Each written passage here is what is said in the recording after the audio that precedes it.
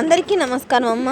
ఈరోజు మనం తెలుసుకున్న అంశం ఏంటంటే 8వ తరగతి తెలుగులో 3వ పాఠ్యాంశమైన శతక సౌరభం అనే పాఠ్యాంశానికి సంబంధించి టోటల్ టెక్స్ట్ బుక్లో ఉన్న భాషాంశాలను చూద్దాం. వీడియోలోకి వెళ్ళే ముందు ఇంకా మన ఛానల్ సబ్స్క్రైబ్ చేసుకొని వాళ్ళు ఎవరైనా దయచేసి సబ్స్క్రైబ్ చేసుకొని లైక్ చేసి షేర్ చేసి మీ ఫ్రెండ్స్కు రిలేటివ్స్ అందరికీ సబ్స్క్రైబ్ చేసుకోమని చెప్పండి. నా ఛానల్ని సబ్స్క్రైబ్ చేసుకొని ప్రత్యక్షంగా పరోక్షంగా వాళ్ళందరికీ పేరు పేరున ప్రత్యేకమైన హృదయపూర్వక ధన్యవాదాలు.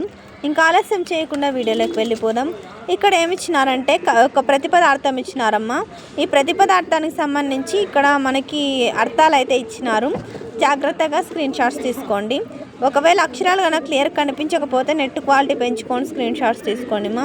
ఎక్కడికక్కడ స్క్రీన్ షాట్స్ తీసుకోండి. పరాక్రమ అంటే శౌర్య పరాక్రమాల యందు, క్రమ అంటే సరి అయిన, విశారద అంటే నేర్పు కలవాడ, శారద అంటే శరత్కాల, కంద అంటే మేఘం వలె, కుంద అంటే మొల్లల వలె, చందన అంటే మంచి గంధం వలె, కనసార చందన అంటే మంచి గంధనం వలె, సారయశ అంటే శ్రేష్టమైన కీర్తి కలవాడ.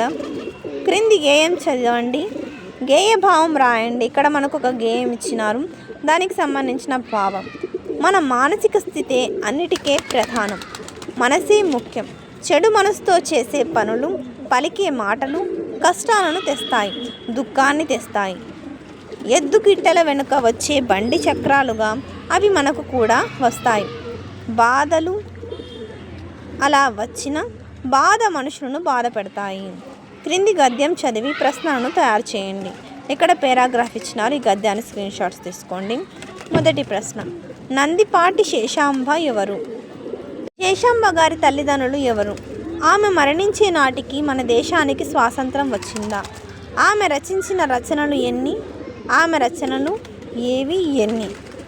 తర్వాత పాఠం ఆధారంగా ప్రశ్నలు, వ్యక్తీకరణ సృజనాత్మకతకు సంబంధించిన ప్రశ్నలమ్మ. దీనికి సంబంధించిన నోట్స్ మన ఛానల్లో ఆల్రెడీ అప్లోడ్ చేస్తున్నాను. ఇంకా మన ఛానల్ సబ్స్క్రైబ్ చేసుకొని వాళ్ళు ఎవరైనా దయచేసి సబ్స్క్రైబ్ చేసుకొని లైక్ చేసి షేర్ చేసి మీ ఫ్రెండ్స్కు రిలేటివ్స్ అందరికీ నా ఛానల్ని సబ్స్క్రైబ్ చేసుకోమని చెప్పండి. మీరు మన ఛానల్ని సబ్స్క్రైబ్ చేసుకుంటే మీకు ఆ వీడియోస్ అన్నీ వస్తాయమ్మా. ఇప్పుడు భాషాంశాల్లోకి వెళ్ళిపోదాం. భాషాంశాలు పదజాలంలో క్రింది పట్టిక ఆధారంగా వాక్యాలలోని పదాల అర్థాలను గుర్తించండి. వాటితో సొంత వాక్యాలను రాయండి. జననీ జనకులు అంటే తల్లిదండ్రులు, తల్లిదండ్రులను సేవించాలి. కరములు అంటే చేతులు, మంచి పనులు చేయడానికి మన చేతులు ఉపయోగపడాలి. కాలం అంటే సమయం, సమయం గడిచిపోతే తిరిగి రాదు. కనకము అంటే బంగారం, పేదవారికి బిడ్డలే బంగారం. శృతము అంటే సత్యము, సత్యమునే పలకవలను. హితము అంటే మేలు, మహాత్ములు లోకమునకు మేలు చేస్తారు. క్రింద ఇచ్చిన పదాలకు సరైన నానార్థాలను గుర్తించండి. జనని అంటే తల్లి, కోరింద దయ. కను అంటే చూచు ప్రసరించు తెలివి. తర్వాత మతి అంటే బుద్ధి, తలుపు ఇచ్చ. పలుకు అంటే నింద, ఖండము మాట. ధర్మం అంటే పుణ్యం, యాగం న్యాయం. తర్వాత జనని అంటే తల్లి, కోరింద దయ. కను అంటే చూచు ప్రసరించు తెలివి. మతి అంటే బుద్ధి, తలుపు ఇచ్చ. పలుకు అంటే నింద, ఖండము మాట. ధర్మం అంటే పుణ్యం, యాగం న్యాయం. తర్వాత క్రింది వాక్యాలలో గీత గీసిన పదాలకు పర్యాయ పదాలను రాయండి. పలాయనం అంటే పారిపోవడం, పరిగెత్తడం. కార్యం అంటే పని, కార్యక్రమం. వీణుల విందు అంటే చెవులకు ఇంపు, శ్రవణ శుభంగము. వెలుగు అంటే ప్రకాశం, కాంతి.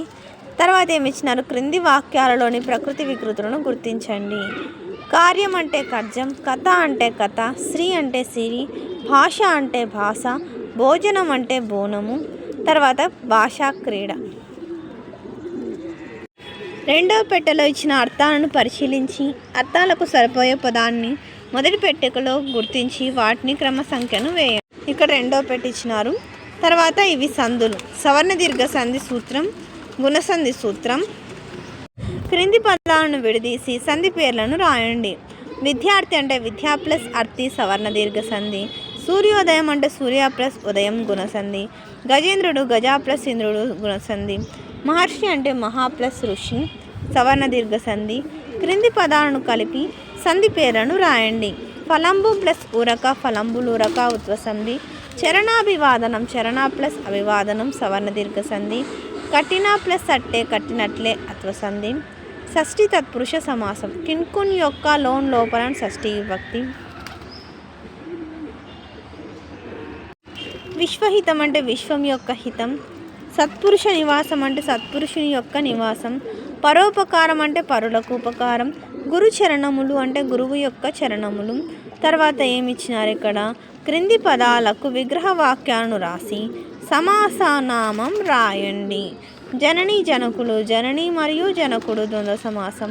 కనసారం అంటే ఘనమైన సారం విశేషణ పూర్వపద కర్మధారయ సమాసం. చిత్తశుద్ధి చిత్తము యొక్క శుద్ధి షష్ఠి తత్పురుష సమాసం.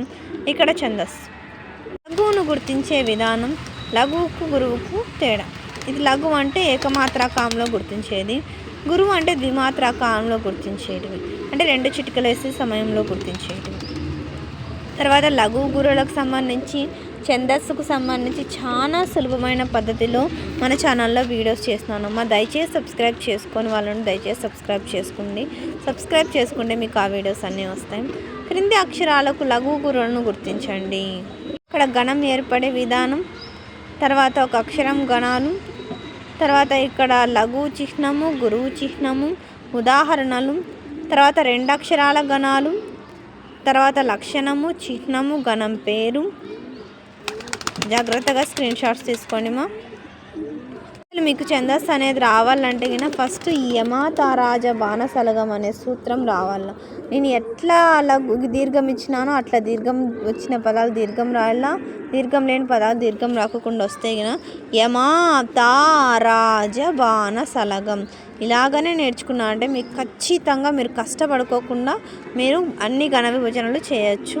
అందరికీ ధన్యవాదాలమ్మా. ఇంకా మన ఛానల్ సబ్స్క్రైబ్ చేసుకొని వాళ్ళు ఎవరైనా దయచేసి సబ్స్క్రైబ్ చేసుకొని లైక్ చేసి షేర్ చేసి మీ ఫ్రెండ్స్కు రిలేటివ్స్ అందరికీ నా ఛానల్ని సబ్స్క్రైబ్ చేసుకోమని చెప్పండి.